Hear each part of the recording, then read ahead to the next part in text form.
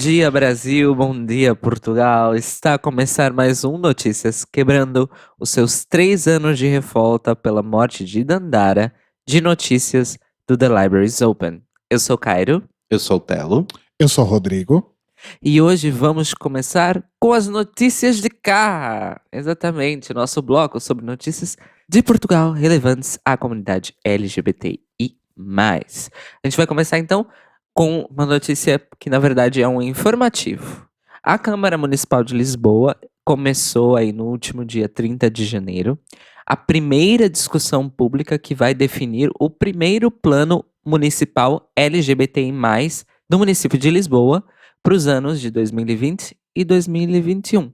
Isso acabou por acontecer porque durante os 2 anos anteriores, em 2018 e 2019, várias cidades de Portugal que fazem parte, não é, de uma rede associada chamada Rede Arco-Íris, ou seja, cidades que se comprometeram a fazer políticas públicas para a população LGBTI, fizeram essas várias discussões nos 2 anos anteriores para que essas cidades tenham justamente esses planos municipais para que as populações, as pessoas LGBT em especial, informem, comuniquem, expressem todas as necessidades, problemas, dificuldades, como é que a administração municipal pode implantar desde ações, quanto eventos, quanto políticas públicas direcionadas à população LGBTI. Todo esse projeto e todo esse processo também faz parte da Estratégia Nacional para a Igualdade e a Não Discriminação, chamado Portugal Mais Igual, que é realmente uma iniciativa do governo federal português. Então, para vocês verem, né, gente, nós em São Paulo já estamos acostumados com o Plano Municipal LGBT há mais de 10 anos. E Lisboa vai ter pela primeira vez agora, com uma consulta pública, que é muitíssimo importante.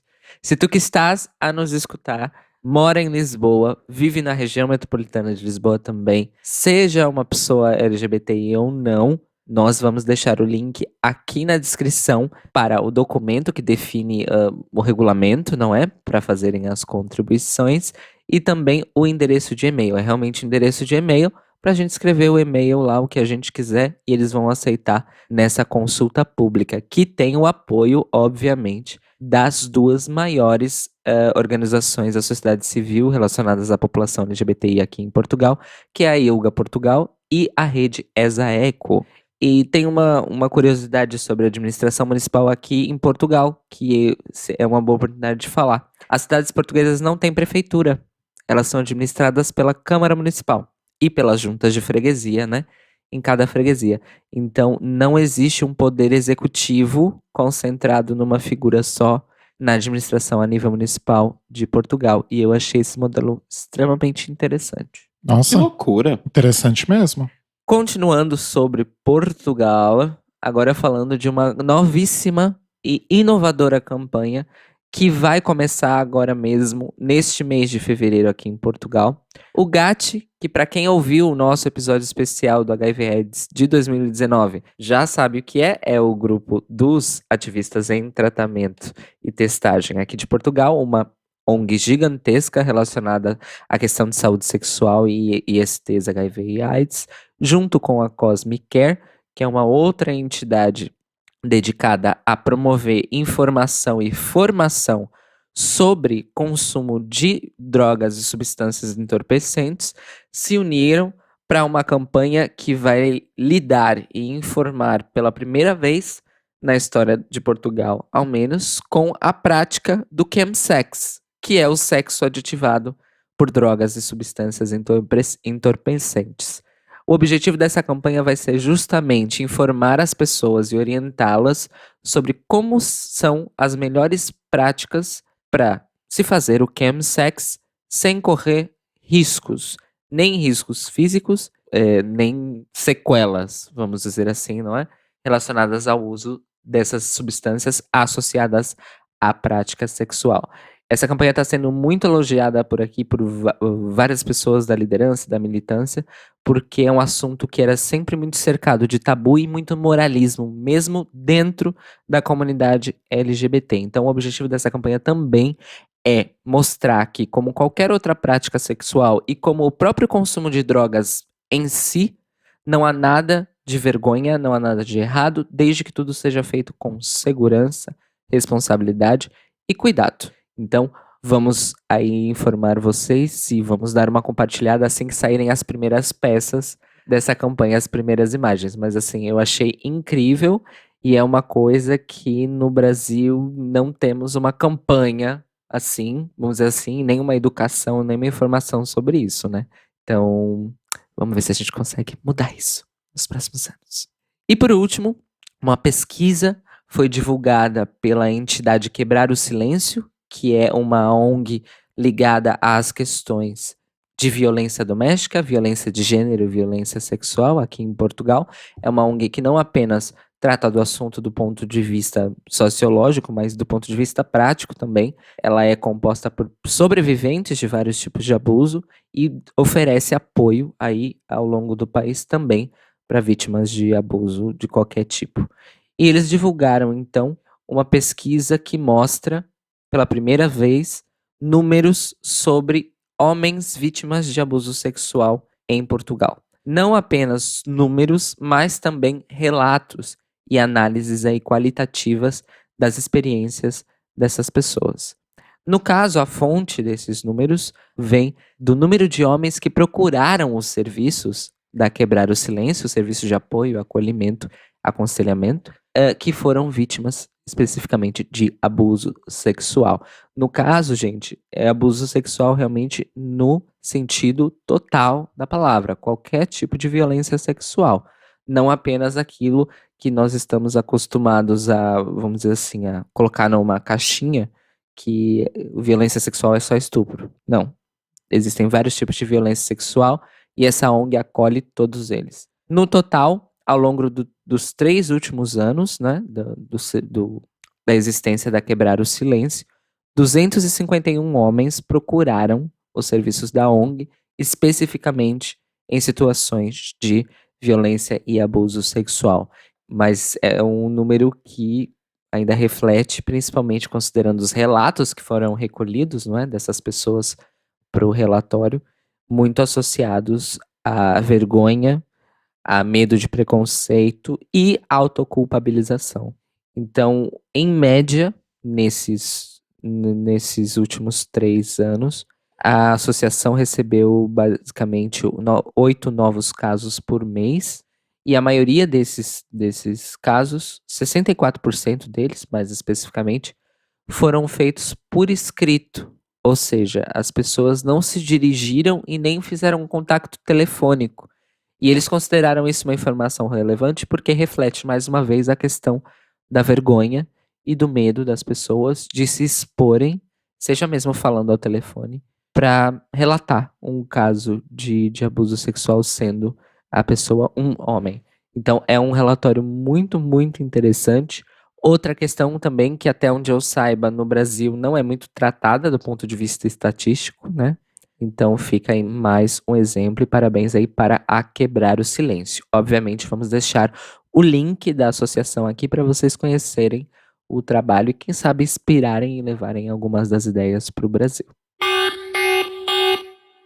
Agora a gente vai para nossa coluna de entretenimento e hoje a gente tá cheio de notícias boas. E a primeira delas é que o carnaval tá chegando, né? As pessoas aí do Brasil já estão a postos, fazendo seus bloquinhos e se divertindo.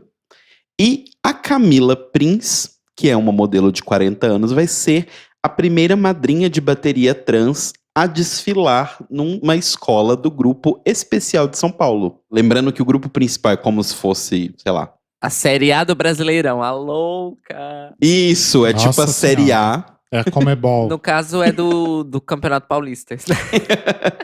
Exato. A Camila ela vai desfilar no total em 4 escolas de samba. E as escolas são as seguintes. O Colorado do Brás, que é a escola do grupo especial. Pela Camisa Verde e Branco, que está no grupo de acesso. E na segunda, dia 24, ela vai desfilar pela Unidos de Santa Bárbara. E antes, inclusive, no sábado, que passou agora, dia 15, ela desfilou pela União Imperial de Santos. Olha só. A Camila, ela mora na Suíça há bastante tempo. Inclusive, lá ela também é integrante de uma escola, que é a Unidos de Lausanne. ou Lausanne, que não é Suíça, né? Não sei. Lausanne. Não Enfim. sei, amor. Lausanne. Lausanne. Lasanha. Lasanha. Manila Lausanne. Exato. E a Camila mora lá, mas sempre vem pra cá, porque ela fala que o carnaval pra ela é muito importante. Inclusive, o carnaval foi onde ela se descobriu, porque ela fala, né, que ela vem de Porto Ferreira, que é uma cidade do interior de São Paulo, onde existe esse costume no carnaval de as mulheres se vestirem de homem e os homens se vestirem de mulher. E é mais ou menos quando ela tinha uns 10 anos de idade, e ela se vestiu de mulher, ela sentiu que era isso. Do tipo, clicou. Ela falou, olha, tá aí. Realmente. Né? Então, para ela é muito importante. Ela se mudou para São Paulo em 1998 e o primeiro desfile que ela fez, não como madrinha de bateria, mas já participando do carnaval, foi na camisa verde e branco. Então, para ela é muito especial, por isso esse ano também ela vai desfilar na escola que está no grupo de acesso. Mas aí, parabéns para Camila, arrase muito. Esperamos que você tenha arrasado. Estamos gravando antes do seu desfile do sábado, então não temos como saber. Mas esperamos que você arrase muito e parabéns pela conquista. Ela inclusive falou que várias pessoas trans entraram em contato com ela para poder parabenizar, para poder agradecer por essa representatividade, que é a mesma coisa que aconteceu com a pessoa da nossa segunda reportagem de hoje, que é o ator trans Bernardo de Assis, que atualmente está trabalhando na novela Salve-se Quem Puder, se eu não me engano é a novela da 7, da Globo, que ele faz o Office Boy Catatal, né, que é um personagem ali meio do núcleo, um pouco de comédia, assim, e todo o gimmick do personagem é que ele dá em cima da Renatinha, que é a Juliana Alves, e ela caga na cabeça dele. É aquela coisa clássica que conhecemos de novelas brasileiras. Pois é. E o Bernardo fala que ele tem muito orgulho de mostrar, né, ele sempre tira foto sem a camisa para poder mostrar que ele fez a cirurgia de retirada das mamas. E numa entrevista, inclusive, que o Bernardo deu pro G1, pra Patrícia Kogut, ele fala sobre que ele quer continuar crescendo nessa carreira de ator, porque ele quer realizar o seu próximo desejo, que é a remoção dos úteros e dos ovários. Né? Para quem não sabe, o SUS não faz essa cirurgia de retirada dos ovários, e é uma cirurgia extremamente cara. Ele disse que ele estima mais ou menos por R$20 mil. E é o sonho dele, porque para os homens trans, eles têm sempre que continuar tomando a testosterona, porque os ovários estão sempre produzindo hormônios femininos, né? Dito femininos. Então, ele precisa sempre estar tomando a testosterona o tempo todo. E essa injeção gigante de hormônios dentro do corpo acaba por causar muitos problemas de saúde. Então, o principal sonho dele nesse momento é retirar os ovários para que ele justamente não precise tomar testosterona com tanta frequência, né? Essa semana passada ele fez 25 anos e está comemorando essa questão de como foi importante para ele e do tanto de gente que chega para ele e fala sobre a importância dele ser esse ator trans que, por incrível que pareça, não está interpretando um homem trans na novela. Eu acho que é o mais legal, assim, da gente falar, que é, enquanto as pessoas trans são sempre reservadas a papéis trans, e olhe lá, né, quando não colocam uma pessoa cis para interpretar, atualmente, no que se sabe dentro do contexto da novela, o personagem dele é um homem cis. Então, isso é bem legal. A gente vai deixar o link para a entrevista dele completa, tem várias coisas que ele fala sobre a carreira dele e tudo mais, para vocês conhecerem o Bernardo, mais uma dessas pessoas trans que está aí mostrando que foda-se pra você, que não gosta deles. Eu gostei muito dessa entrevista dele porque ele fala que não tá estabelecido no roteiro se é cis e trans o personagem, mas tem, né, a cisgeneridade compulsória, né? Então as pessoas sempre assumem, né? Mas ele disse que se os roteiristas decidirem revelar em algum momento que o personagem é trans, pra ele, tanto melhor. Ele disse, as duas situações pra mim são incríveis. Me colocaram pra interpretar uma pessoa cis, ótimo, eu sou um ator, eu tô aqui pra isso. Me colocaram pra interpretar uma pessoa trans, ótimo, eu sou uma pessoa trans, eu tô aqui pra isso também. Então eu achei incrível. E se eu não me engano, a única outra atriz trans que fez novela da Globo e interpretou uma mulher cis foi a Mônica Spinelli, né, gente? Numa novela aí de uns 2 anos atrás. que deu o que falar, porque ela é uma atriz trans assumidíssima desde muito tempo. E ela foi colocada numa personagem, numa novela em que ela era cis. E foi a primeira vez que isso aconteceu na TV brasileira. Tipo, uau! Já estamos na segunda, ó. Já estamos na segunda. Eu me lembro, inclusive, até no ano passado, né? A Angélica Ross interpretou a Rita, né? Mas não era Rita o nome dela, eu não lembro o nome. Rita era um nome falso, não lembro o nome real. Mas ela interpretou também uma psiquiatra cis também em American Horror Story, né? Então, é isso aí, gente. Maravilhosa, inclusive. Melhor personagem de American Horror Story 8. 9. Sim. E continuando nessa seara aí, já que a gente falou de Estados Unidos um pouquinho, a gente vai pra Marvel, que finalmente, depois de muita reclamação aí de basicamente todos os fãs de quadrinhos LGBTs, vai finalmente ter o primeiro casal gay de super-heróis em um filme do MCU, né? O Marvel Cinematic Universe. Ou meu cu. Ou meu cu, também. Prefiro o Pablo Vittar Cinematic Universe. Porque já tem bicho e travesti a rodo, então pra mim é perfeito. Exato. Numa entrevista pra Logo, o ator Haas Sleiman, que vai fazer o super-herói Pastos, fala que finalmente a gente vai ter a representação que a gente tanto espera em um filme da Marvel, né? Que tem toda a questão Marvel, é da Disney e tudo mais. E ele não fala diretamente, mas a reportagem da IndieWire, inclusive, faz ligações com as outras vezes em que o MCU e a Marvel e a Disney como um todo, ultimamente, tem dito não, porque tem muita representação.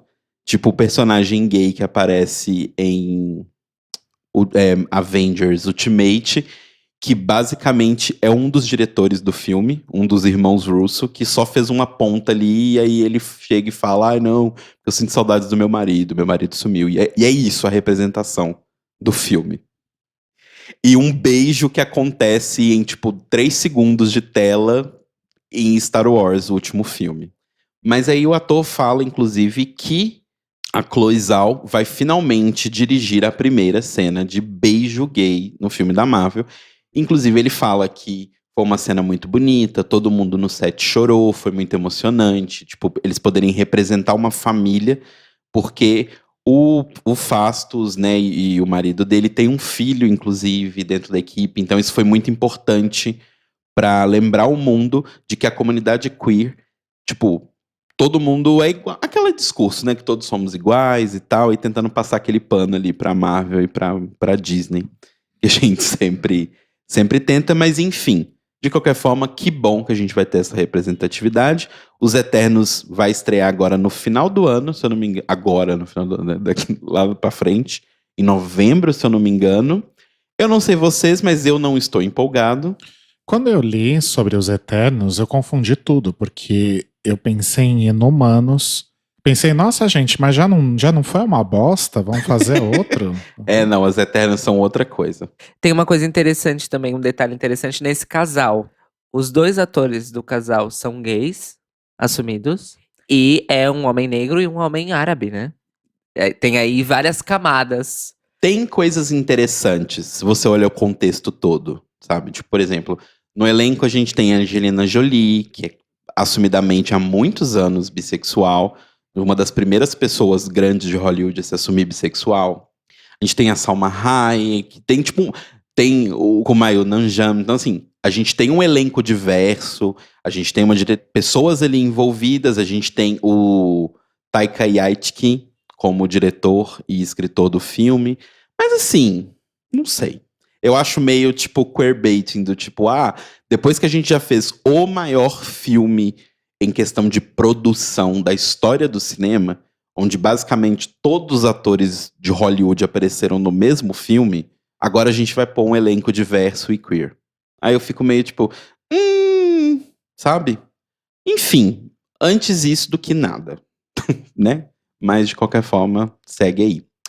E outra notícia agora, uma das séries que a gente tinha comentado que estava em produção pela HBO aqui pro Brasil, né, séries de temática LGBTQ, finalmente ganhou seu trailer, que é a série Todos Nós.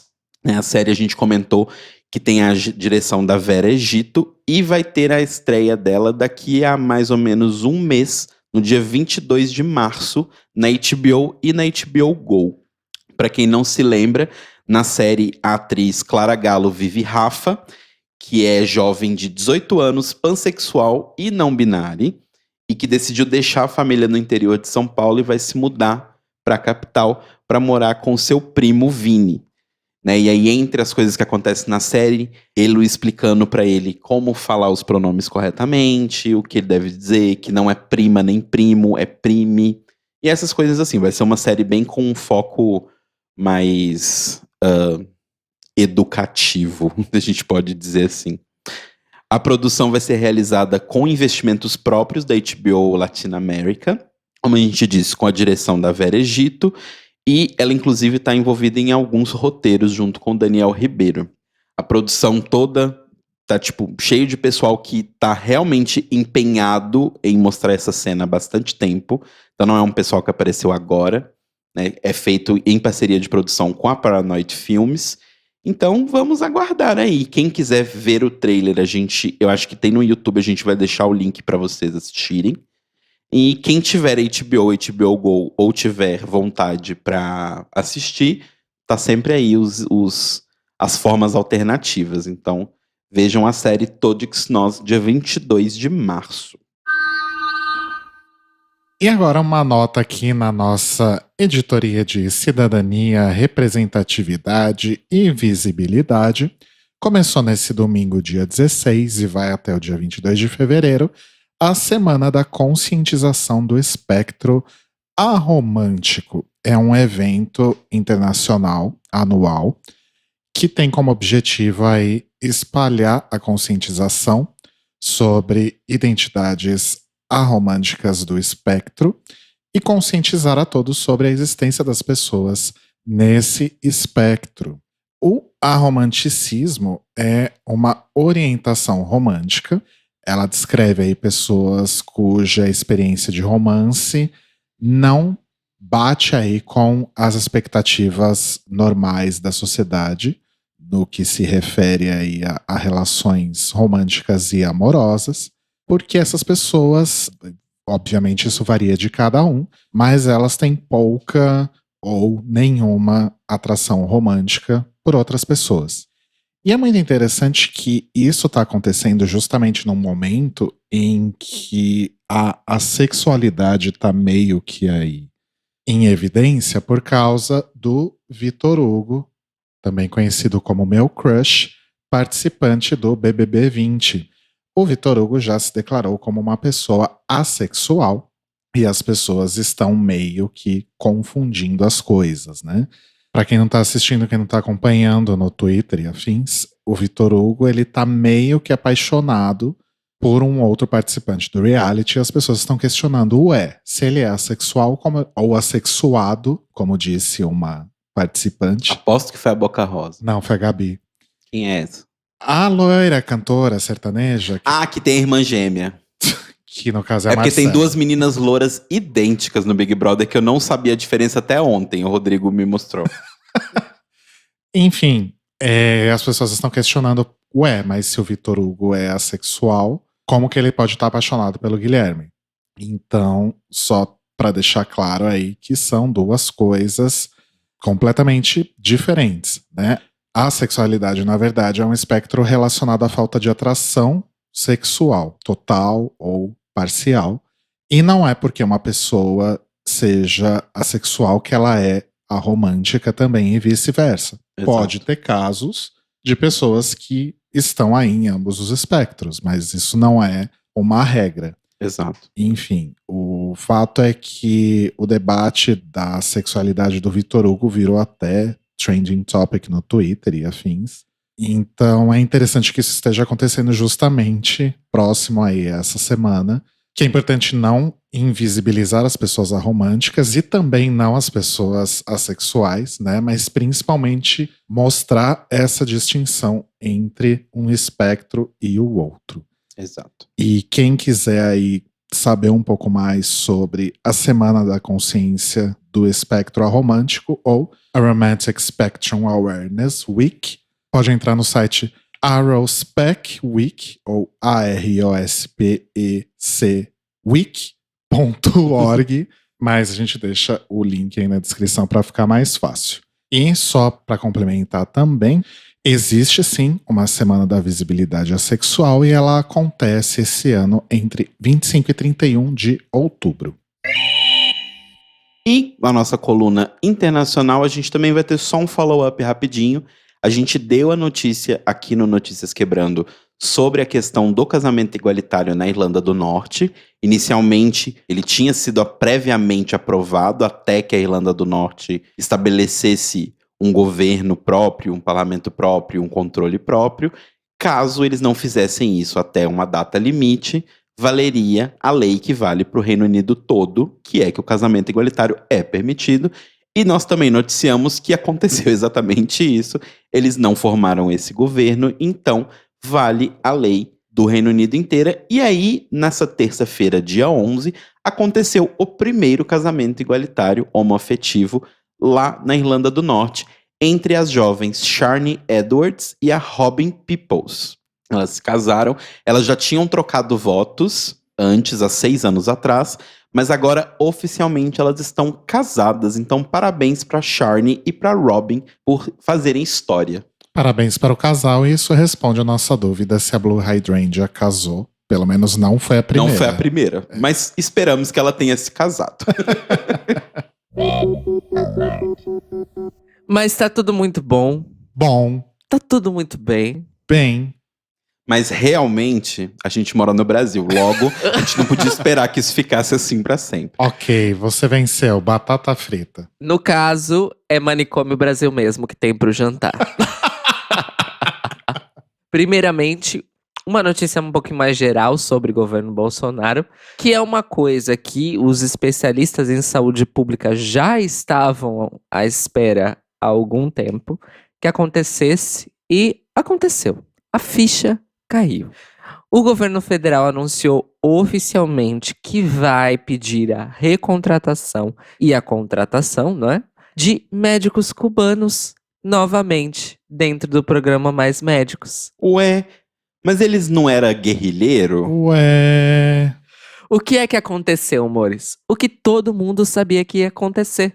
Médicos brasileiros não se interessaram pelas vagas que eram preenchidas pelos médicos cubanos dentro do programa Mais Médicos, que, obviamente, são vagas concentradas principalmente em cidades com baixa densidade populacional e difícil acesso, e também cidades que têm uma situação econômica muito ruim, umas cidades muito pobres, em que o único equipamento de saúde que existe na cidade é justamente uma unidade básica de saúde. Então, ou as pessoas têm médico naquela unidade de saúde, ou elas não têm médico. Uhum. Não existe escolha. E foram justamente nessas cidades que os nossos queridos, maravilhosos, tão altruístas sempre, tão cumpridores do juramento de Hipócrates, levam aquilo ali à risca. Dá gosto de ver, como diria minha avó. Membros da comunidade médica brasileira simplesmente não preencheram 700 vagas. Eu vou repetir. 700 vagas dentro do SUS que estavam preenchidas anteriormente pelos médicos cubanos no Mais Médicos. Ué, mas eles não estavam roubando o emprego das pessoas e afins? Pra você ver, né, Maurício? Aparentemente, quando você rouba zero, é zero que fica no lugar. O que acontece?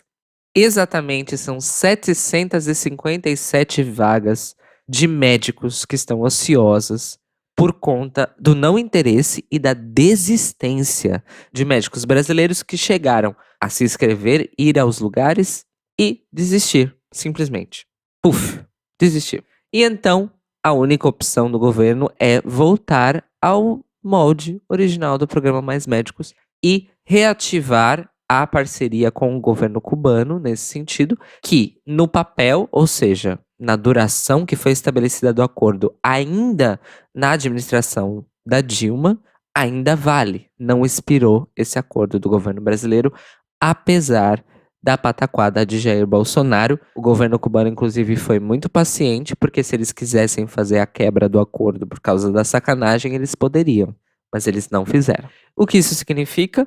Que o governo vai ter que abrir um edital para fazer a seleção, vai ter que ativar os dispositivos do Ministério da Educação para fazer a revalidação, não é, dos diplomas dos médicos estrangeiros aqui no Brasil, para eles exercerem a função regularmente. E obviamente que tudo isso vai custar muito, mas muito dinheiro público. Yeah! Isso poderia ter sido evitado, olha só, e não foi. Brasil. Mostra a tua cara. Já tá Quero ver quem mostrando, agora paga esconde. Já mostrou demais, agora pra esconde. gente ficar assim. Pra terminar o Manicômio Brasil de hoje, a gente debochou do governo Bolsonaro, tivemos o nosso momento, mas infelizmente a última notícia do Manicômio Brasil hoje é uma notícia triste.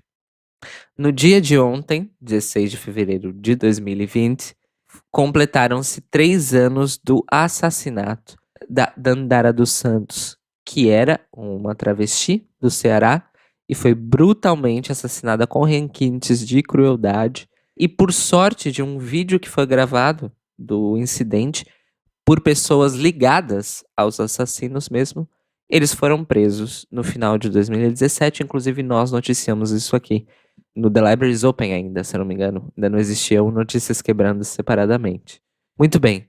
No sábado, dia 15, foi encontrado o corpo da Monique Matias Chagas, de 25 anos, também travesti, em Missão Velha, no interior do Ceará.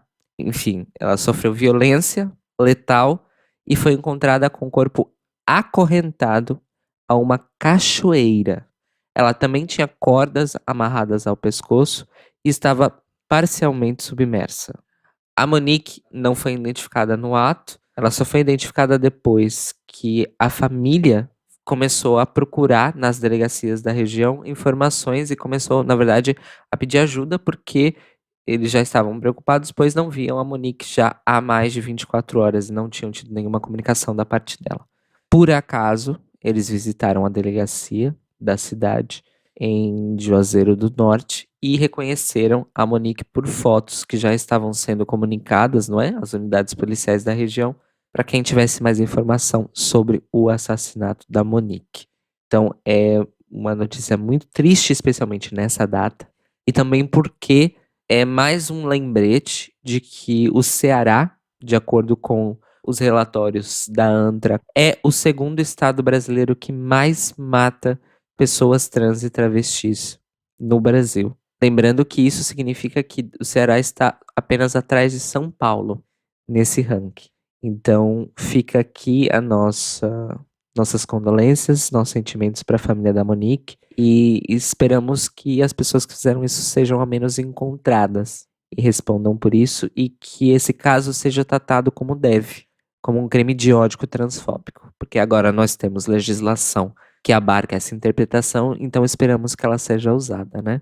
E é assim que termina o Manicômio Brasil de hoje. Bom, amores, vamos em frente então agora com o Boletim Drag Race, o seu drops de notícias sobre RuPaul, Drag Race, correlatos e afins. Nessa última semana, então, nós tivemos aí o primeiro promo com informações e cenas aí mais estendidas da 12ª temporada de RuPaul's Drag Race, mantendo aí o tema, né, do United States e American, Pledge Allegiance to the Drag, etc. A mesma coisa que a gente já tinha visto. Mas o promo é bastante interessante porque a gente vê basicamente todos os jurados convidados. A gente vê vários looks de entrada na workroom pela primeira vez. Pequenos momentos aí de confessionários e de momentos de workroom com as queens desmontadas. Pequenos trechos ali de runway e de momento de julgamento dos jurados. Tem um momento que aparece as queens meio que num semicírculo com as luzes apagadas e no chão de um palco ou algo assim escrito You Better Vote, que, né, vai ser aí a temática da temporada, como a gente já tinha adiantado. Tem uma cena que indica que parece que a gente vai ter algo no estilo desfile de moda da 7ª temporada. E alguns dos jurados convidados que são mostrados nesse primeiro promo são a Nicki Minaj, que a gente já sabia, a maravilhosa Alexandria Ocasio-Cortez, Maravilhosa, rainha! né, que já tinha cantado a bola no passado, que provavelmente ia rolar alguma coisa, a Thandie Newton, The Hilarious Leslie Jones, e depois mais pro final a gente tem Pledging Allegiance to the Drag, a gente tem Jeff Goldblum, Whoopi Goldberg, Chaka Khan, Normani, Robin e Winnie Harlow. Só que saiu também, tem um outro vídeo que acho que foi só em redes sociais, não sei. Eles soltaram pequenos videozinhos de todo mundo que vai ser jurado. De todos os jurados, Pledging Allegiance to the Drag. E a gente vê que além de todos esses que eu citei, teremos também Daisy Ridley, que é a Rey de Star Wars, a Rachel Bloom, de Crazy Ex-Girlfriend, a Olivia Munn e o Daniel Franzese e o Jonathan Bennett, que estiveram juntos em Mean Girls. Então já especula-se aí um desafio baseado em Mean Girls, talvez. Sim, inclusive um beijo pro Daniel Franzese. Pode me ligar. E teve uma outra novidade bastante interessante sobre a estreia de RuPaul's Drag Race Season 12, que a RuPaul entregou na entrevista que ela deu no Late Night with Seth Meyers, no último dia 12. A RuPaul deixou escapar que o sonho do Telo finalmente se realizará.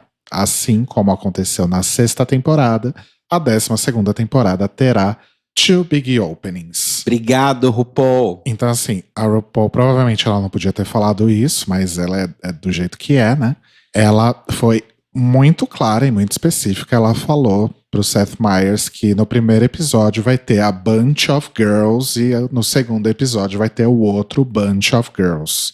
Então, confirmado aí, Season 12 terá 2 big openings 6 anos depois. Exato. Vocês já pensaram se rolar mesmo a Returning Queen? O combo desses gimmicks? Sim, eu fico bem empolgado. E eu fico pensando agora que, com certeza, tem alguma coisa aí na quantidade de participantes. Pelo fato de ser um número ímpar e serem 2 big openings. Ok. Ou seja, Ou tem alguma outra que vai entrar, uma 14ª, ou a minha teoria de que primeiro entram 13 e depois entram as outras 37 vai se realizar e vamos ter 50 drags nessa porra. Eu quero ver como que vai ser a dinâmica da Nicki Minaj como convidada especial do primeiro episódio. Será que ela vai aparecer nas 2 big openings? eu acho que não. Ou metade das queens vai ser privilegiada com a presença da Nicki Minaj e o resto não? Olha, se for uma Nicki Minaj e a outra Whoopi Goldberg, eu acho que a gente tá no mesmo nível, assim. Ok. Pra corresponder a áreas, eu acho que deveria ser a Nicki Minaj no primeiro e a Robin no segundo. Ou a Normani. Ou a Chaka Khan. Mas enfim, gente, eu fiquei chocado e eu amei o elenco de jurados, assim. Sim. E eles investiram uma grana nesse elenco de jurados, porque assim, É perfeito. eu me senti meio, pra quem é fã aí da Nintendo e tá por dentro dos memes, eu me senti no meme do Smash Bros. Everyone is here. Eu amo. Lá com o Seth Meyers, a RuPaul falou também que a Nicki Minaj é uma das convidadas especiais e ela não consegue lembrar o nome de nenhum dos outros, porque a idade dela comprometeu sua memória. E a RuPaul deixou escapar também que teremos aí uma masterclass da RuPaul sobre drag. Tava tudo muito bom demais pra ser verdade, Dinheiro, né, amores? dinheiro. Bom, RuPaul's Drag Race Season 12 estreia em 28 de fevereiro, é uma sexta-feira, e o episódio do The Libraries Open sobre a estreia da Season 12 vai ser bem especial, eu acho que todo mundo tem que ouvir. Fiquem atentos ao horário de exibição de RuPaul's Drag Race na VH1, gente. O horário é 8 horas da noite Eastern Time, que cai aqui pra gente no Brasil às 22 horas e em Portugal 1h da manhã. Só que isso vai ser só durante 2 episódios, o primeiro e o segundo, porque dia 7, se eu não me engano, começa o Daylight Saving Time nos Estados Unidos. Então essas 2 horas de diferença do Eastern Time cai para 1 hora de diferença. E aí, a partir do 3º episódio, é 9 horas da noite no Brasil e meia-noite em Portugal. E quando começar o horário de verão aqui, muda aqui. Quando começa o horário de verão aí? Aqui em Portugal, no caso, o horário de verão começa dia 29 de março. Ou seja, vai ser no meio da temporada. Olha só. E acaba no dia 25 de outubro. Nossa, que verão longo. Então, gente, aqui na Europa é assim, horário de verão e horário de inverno é metade do ano cada um, basicamente. Nos Estados Unidos também é meio assim. É só aqui no Brasil. Aqui nem mais a gente tem, né? Enfim. Ai, a Tata, nossa amiga ouvinte and apoiadora do Library, ela fez uma teoria maravilhosa, inclusive, porque tem um momento do promo que aparece esse púlpito, né? Vários púlpitos, assim, que você comentou, com o negócio do... You Better Vote. You Better Vote. E aí a gente tá falando, nossa, tipo, normalmente quando é essa parte do discurso, quando teve nas outras temporadas, eram bem menos queens. E a Tata fez uma observação, uma teoria que eu acho maravilhosa, porque imagina se o Snatch Game dessa temporada não é um game propriamente dito, mas é tipo um debate de presidenciáveis, com elas interpretando pessoas famosas. Já que o Donald Trump pode ser presidente, por que não qualquer um pode ser presidente? E aí o Snatch Game é elas num debate. É uma teoria bem legal. Seria bem incrível. Bom, rumores. Tá rolando aí uma série de rumores. Rumores. Seguinte. Uau! Eu ia citar Fleetwood Mac, depois dessa eu desisti. O rumor que tá rolando aí no Reddit é que uma pessoa que conhece uma fonte que conhece alguém dentro de RuPaul's Drag Race disse... Drama. Exposed. Disse que Tyra Sanchez está sendo aí cotada ou já em negociação para participar do All Stars 6, que seria filmado esse ano. Parece que os produtores demonstraram interesse por uma participação da Tyra, principalmente porque nos últimos meses aí ela voltou a estar mais nas redes sociais e ela tem seguido uma outra cartilha, digamos assim, né, na forma de se relacionar com fãs, com haters e com o espólio Drag Race, digamos assim.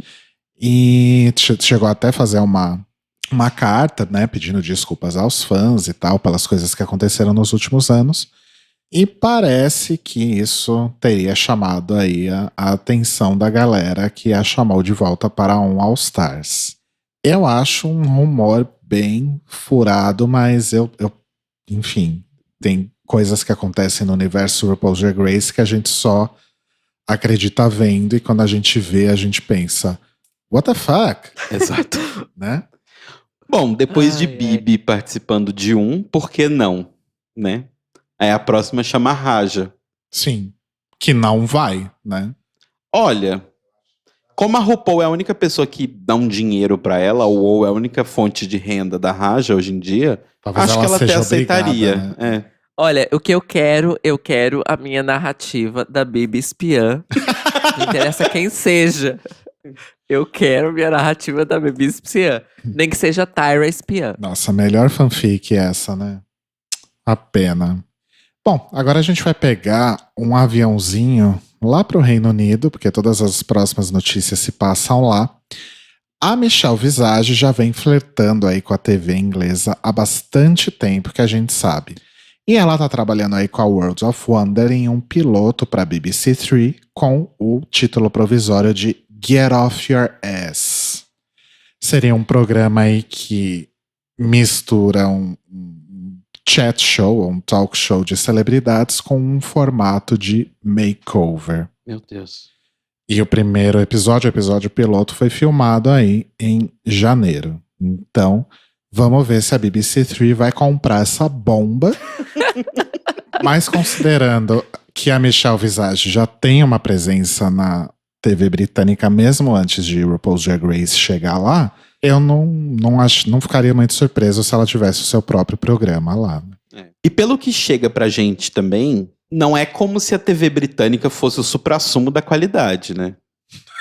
Nenhuma TV aberta de nenhum lugar do mundo é o suprassumo da qualidade. Exato. Essa é a verdade. Sim, Ivana.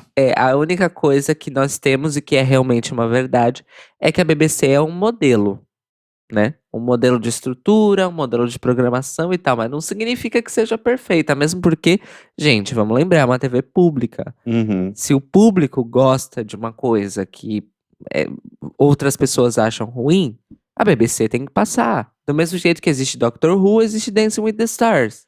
Assim, Strictly Ballroom, desculpa. Esqueci que não tem Dancing with the Stars. Enfim, mas eu acho que esse formato da Strictly Come Dancing, Strictly não? Come Dancing. Strictly Ballroom é o filme do Baz Luhrmann, a louca. Mas esse formato tem muita cara de ITV, não de BBC. Bom, vamos ver. Talvez BBC 3 seja adequada para esse tipo de formato, afinal Drag Race passou lá, né, risos? É que a BBC 3 é o canal digital, Dos né? jovens, né, conectados Exato. millennials. E saiu também na semana passada a lista de indicações do British LGBT Awards 2020.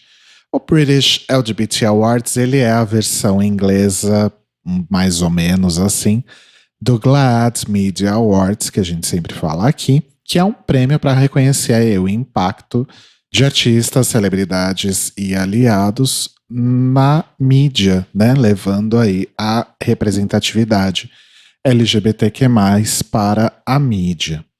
O Billy Porter, o Andrew Scott, de Fleabag, o padre, né, da segunda temporada, estão indicados à categoria celebridade, junto aí com a Mandia Stenberg, de The Hunger Games, a Cara Delevingne, né, Cara Delevingne, Ezra Miller, a Hannah Gadsby, Jonathan Van Ness, Lily Singh, Zoe Kravitz e Ollie Alexander, do Years and Years. A banda, não a série, né? Todos esses aí indicados na categoria celebridade. Temos também uma outra categoria que se chama Celebrity Ally. Então, a celebridade aliada. Temos aí Dua Lipa, Janet Jackson, Jonas Brothers, Michelle Visage, Jodie Corner, Tom Holland, Taylor Swift, Patrick Stewart, Surrey Jones e Naomi Campbell. Todos indicados aí à categoria Celebrity Ally. E o Kutty Gatwa, não sei se é assim que se pronuncia, mil desculpas, mas é o ator que interpreta o Eric, de Sex Education. Ele está indicado para um prêmio que é Online Impact Awards, junto com a Barbie Ferreira, do Euphoria, a Gigi Gorgeous e o colunista do Metro UK, Travis Alabanza. E tem uma outra categoria que é o Media Moment. Então, é o momento na mídia que foi muito bonito e que falou aí muito aí de representatividade LGBTQ. Os indicados são a dança do casal de dois homens, né? Johannes Redderby e Graziana de Prima, no Strictly Come Dancing. A chegada de Drag Race à BBC 3. Só o fato de ter Drag Race claro. na BBC. Sex Education. Aí a forma como Sex Education representa relações LGBT e discute aí várias storylines relacionadas a sexo. Gentleman Jack, da BBC, que eu não sei do que se trata. E um casal queer vencendo o MTV's True Love or True Lies. E eu, né, enfatizo aqui o comentário que o Telo fez sobre a TV inglesa ser bastante peculiar, né? Só por observar aí essas indicações a gente vê. Bom, vai rolar então aí, né, o British LGBT Awards e depois a gente pode trazer aí a lista de vencedores. E para terminar, estão rolando aí muitas farpas nos tabloides ingleses, né, que tem os tabloides lá, né, entre The Vivienne e Divina de Campo. Ah, não acabou isso ainda? Não acabou. Ferro. Não acabou. Bullshit. A Divina deu uma entrevista para QX Magazine, dizendo que ela não ficou nem um pouco surpresa que ela não ganhou a temporada. Segundo ela não se encaixa no modelo de Queen que a RuPaul gosta. Abre aspas. Ela gosta de pessoas que vão lá cortar gargantas e esmagar joelhos para vencer. Essa não sou eu. O que aconteceu foi que a The Vivienne pegou essa indireta, né? Voando ali, ela falou, opa, essa aqui é pra mim, essa aqui é minha. E foi lá no seu Twitter, postou que estava perdida e em seguida falou também que, abre aspas, esmague os seus próprios joelhos para ganhar. Eu ganhei esse show de forma justa, constantemente desacreditando minha vitória. Cresça! E assim, com esse bafo, a gente encerra o Greg Reyes dessa semana. Eu amei sua interpretação. O prêmio de melhor interpretação LGBT dentro de um podcast para LGBTs em língua estrangeira vai para Rodrigo Leite. Ai, obrigado, gente. Eu nem sabia que eu estava indicada. Aplausos. Nem sabia. Aplausos. Antes de terminar, só dar um serviço rápido aqui, gente.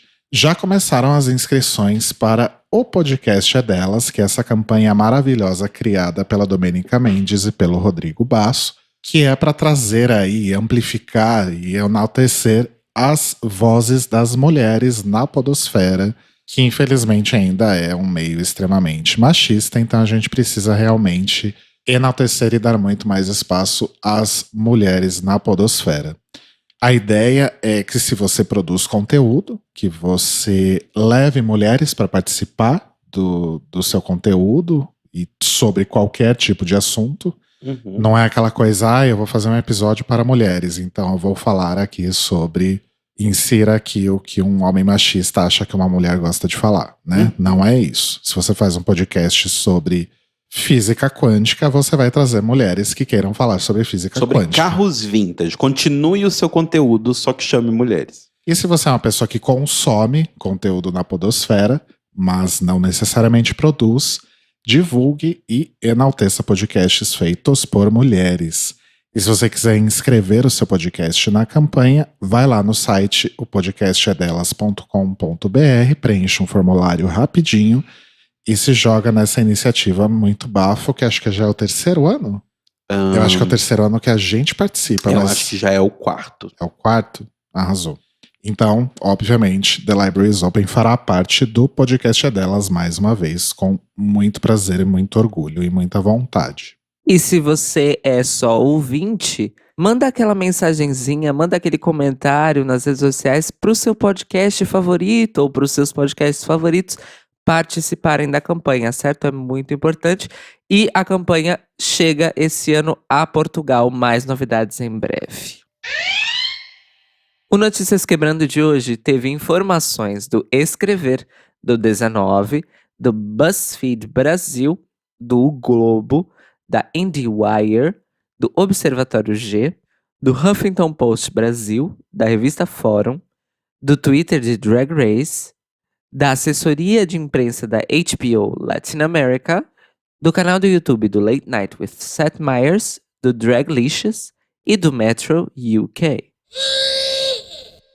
E eu vou começar com as indicações hoje. Eu vou indicar um show novo da Netflix que eu e Telo estamos vendo, que é o Lock and Key, que é produzido aí pelo Carlton Cuse, que era roteirista de Lost e que fez Bates Motel e algumas outras bombas aí pra TV.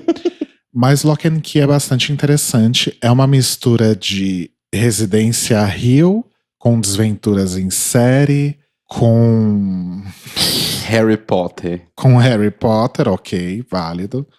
A premissa é bastante interessante, é uma família que pai, né, da família foi assassinado. Isso não é spoiler, isso é premissa da série. E a família, a mãe e os 3 filhos se mudam de estado, vão morar num outro estado, justamente na casa em que o pai, onde ele nasceu e cresceu e tal.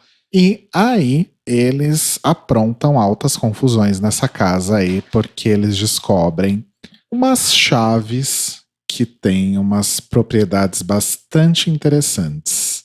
E um detalhe bastante importante é que Lock and Key tem uma atriz brasileira no elenco, que é a Laísla de Oliveira, que eu acho que ela é brasileira / canadense, não sei, mas tem tweets dela em português, falando: se alguém no Brasil ver posters de Lock and Key, por favor me mostra as fotos, quero muito ver. E ela faz um personagem maravilhoso, que é tipo meio que a vilã da série, assim, ela é muito foda. Então, a gente tá o quê? No quinto episódio? A gente não terminou ainda, mas tá bastante interessante.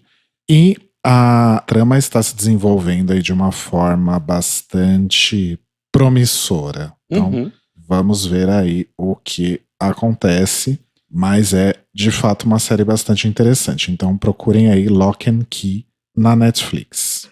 Bom, como prometido, toda semana que eu estiver aqui no Notícias Quebrando, eu vou trazer ao menos uma indicação aqui de Portugal. E a minha indicação de Portugal dessa semana é um podcast. Olha só, um podcast chamado O Fred e a Inês Falam de Coisas. É nada mais, nada menos do que o podcast LGBT mais popular de Portugal, gente. Eles têm uma comunidade de fãs que é incrível, by the way.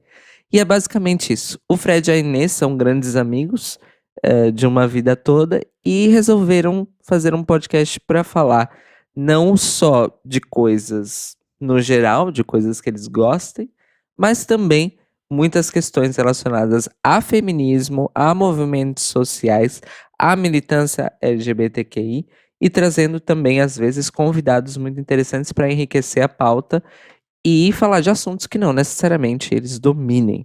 Então, ouçam aí, o Fred e a Inês falam de coisas. Eu vou indicar especificamente o penúltimo episódio que saiu, em que eles falam sobre processo de criação musical, porque o Fred chama uma das amigas dele da época de faculdade, de quando ele fazia parte de um grupo, não é? De uma banda experimental e tal. E como foi o processo deles até formarem um duo em que compuseram e fizeram músicas e tal. E eles contam várias histórias e a Inês meio que tá ali para aprender sobre a feitura da música e ela faz várias perguntas incríveis e eles respondem de um jeito didático. Então assim, o episódio inteiro é basicamente um tutorial para você que tem curiosidade de saber como é gravar uma música no estúdio, desde da escritura da letra, passando pelo arranjo, até a gravação, até uma mixagem, uma masterização. Eles explicam tudinho o que eles fizeram no EP que eles lançaram. E é incrível, incrível. Pra mim sempre é interessante escutar a experiência de outros músicos, porque são sempre diferentes da minha. Mas o jeito que eles explicam é realmente como se fosse um mistério a ser revelado, assim, sabe? Tipo, é muito, muito legal.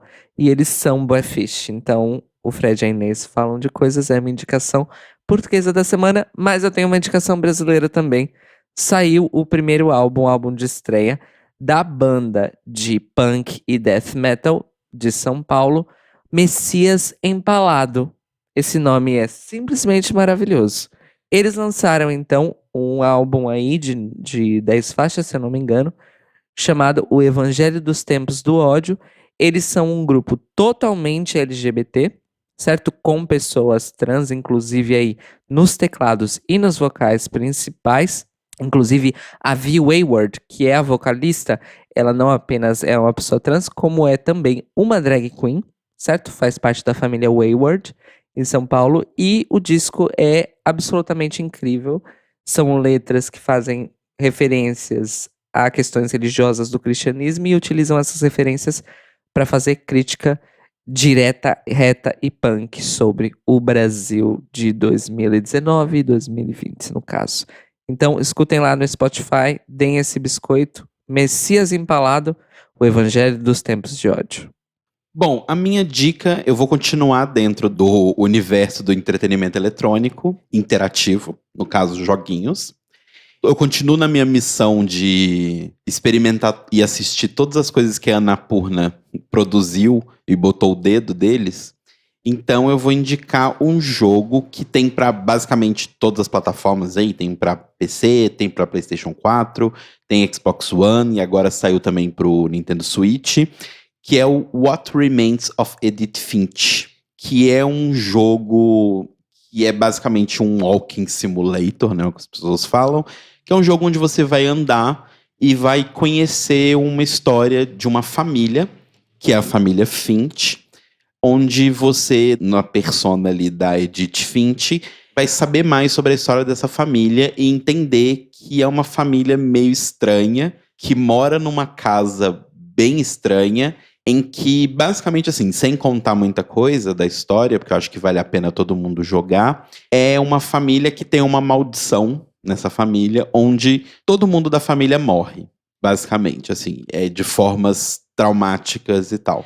E você entra nessa casa e vai conhecendo mais ou menos a história de cada uma das pessoas, vai entendendo a árvore genealógica da família e vai entendendo onde você, Edith, está nessa árvore genealógica. É um jogo muito interessante, assim, acho que para quem gosta de narrativa e gosta de boas histórias, é uma história não só legal pela história em si, que é muito boa, mas pela forma brilhante que a Giant Sparrow, que é a empresa desenvolvedora do jogo, usa para poder contar essa história. Então, assim, a forma como eles usam mecânicas e jogabilidade para contar a história é, assim, genial e maravilhosa, assim. É uma das coisas que eu não via em muito tempo, essa mistura de como usar a parte de ludologia, né, a parte de jogo em si, para favorecer a narrativa e não em oposição à narrativa. Então, aconselho todo mundo que joguem o What Remains of Edith Finch.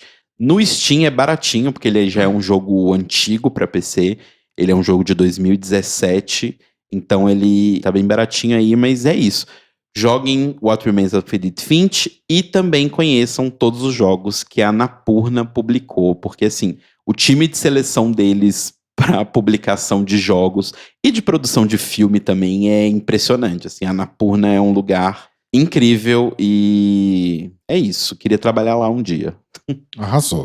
Segue seus sonhos que você consegue. Obrigado, RuPaul.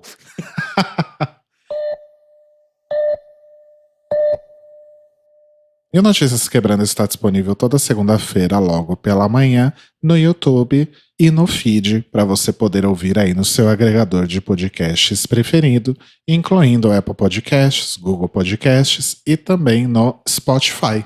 E se você quiser prestar suas homenagens aí a Dandara e quiser denunciar algum crime que vem acontecendo na sua região, você pode mandar um e-mail pra gente para contato@thelibrariesopen.com.br ou entrar no nosso site thelibrariesopen.com.br e comentar no post deste episódio. Lembrando que no Twitter e no Instagram nós somos o Tlio Podcast e que também somos um site movido a financiamento coletivo. Então, se você puder nos ajudar, entre lá em apoia.se/thelibrariesopen. E nós nos ouvimos e nos falamos novamente hoje à noite no The Library is Open a partir das 21 horas, horário de Brasília, e meia-noite da terça-feira, horário de Lisboa, para mais um episódio do The Library is Open, dessa vez com um tema especial, que estava a ser pedido há bastante tempo por várias pessoas, e uma delas é convidada do episódio em si, e nós vamos falar sobre fetiches e fantasias sexuais.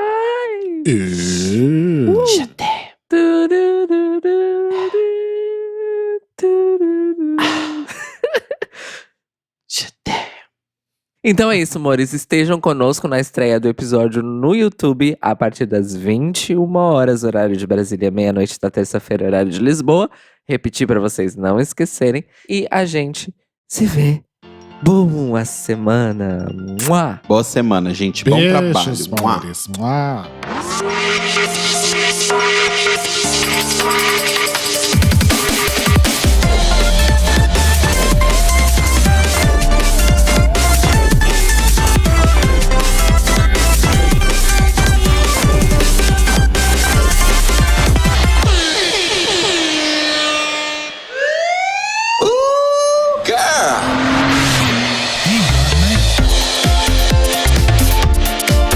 Esses são os nossos queridos apoiadores que nos ajudam a fazer do Tlio um podcast cada vez melhor por meio da nossa campanha no Apoia-se. Obrigado, amores! Rafa Bibi, Sam, Panza Lamotkova, Ivan Ribeiro, Tonho Esteves, Leandro Bacelar, Tiago Querentino, Fúvio Balsalobre, Sérgio Araújo, Thaís Alves, Fred Pavão, Lucas Alves Romeiro, Gui Gonçalves, Mia Brandão, Jean Prado, Cleiton Cris, Pandora, Maíra Bueno, Inês Barreto, Cacita Alves, Bia Souza, Valdir, Manuel Carneiro, Letícia Ferreira, Mário Bezerra, Vitor Vilaverde, Arthur Mois, Raboni Santos, Vini Souza, Edgar Torres, Malu Vieira, Inoue, Duda Zanini, Luiz Oeste, Juliano Lopes, Brenner Guerra, Tata Finoto, Malcolm Bauer, Pietro. E se você quer ouvir o seu nome no final de todos os nossos episódios, vai lá em apoia.se/The Library is Open, confira as nossas metas, escolha suas recompensas e se torne uma apoiadora do The Library is Open. Este podcast faz parte do movimento LGBT Podcasters. Conheça outros podcasts através da hashtag LGBT Podcasters ou do site www.lgbtpodcasters.com.br.